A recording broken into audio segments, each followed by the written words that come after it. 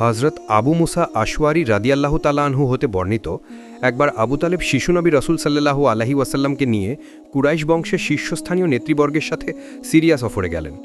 Syria দেশের যে জায়গায় তারা অবতরণ করলেন সেখানে থাকত রোহাই নামে একজন প্রসিদ্ধ খ্রিস্টান পাদ্রী। শেষ নবী রাসূল সাল্লাল্লাহু আলাইহি ওয়াসাল্লামের বিভিন্ন নিদর্শন যা আসমানি গ্রন্থসমূহে বর্ণিত রয়েছে, এ ব্যাপারে পাদ্রী ছিলেন একজন বিজ্ঞ ব্যক্তি। এই ব্যবসায় কাফেলাটি ইতিপূর্বেও কয়েকবার পাদ্রীর পাশ দিয়ে অতিক্রম করেছিল, কিন্তু কখনো ভ্রুক্ষেপ করত না।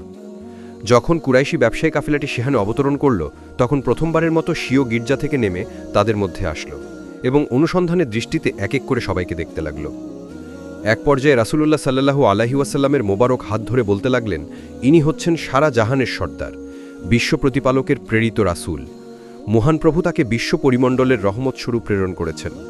সুবহানাল্লাহ। কুরাইশ নেতৃবর্গ পাদ্রীকে জিজ্ঞাসা করলেন, আপনি কিভাবে এটা বুঝতে পারলেন? উত্তরে পাদ্রী বললেন, যখন আপনারা সকলেই গিরিপথ হতে বের হয়ে আসলেন, তখন এমন কক্ষবৃক্ষ ও পাথর বাকি ছিল না যেগুলো তাকে সেজদা করেনি। পাথরের বৃক্ষ একমাত্র নবীকে সেজদা করতে পারে।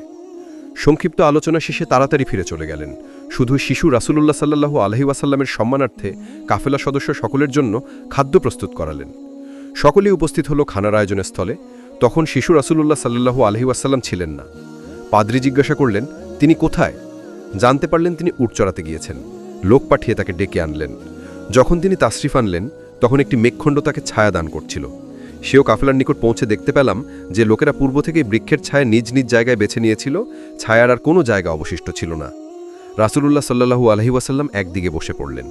বসার সাথে সাথে বৃক্ষের ছায়া তার দিকে ঝুঁকে পড়ল। পাদ্রী বললেন, দেখো বৃক্ষের ছায়া কিভাবে তার দিকে ঝুঁকে পড়েছে। দণ্ডায়মান হয়ে লোকদিককে কসম দিয়ে বলতে লাগলেন যে তাকে রোম দেশে নিয়ে যাবেন না। তাকে রোমের লোকেরা দেখলে নবী হিসেবে চিনতে পেরে হত্যা করবে। আল্লাহু আকবার।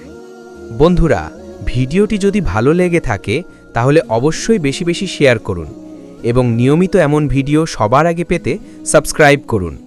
ভিডিওটি কেমন লাগলো কমেন্ট করে জানান। খোদা হাফেজ।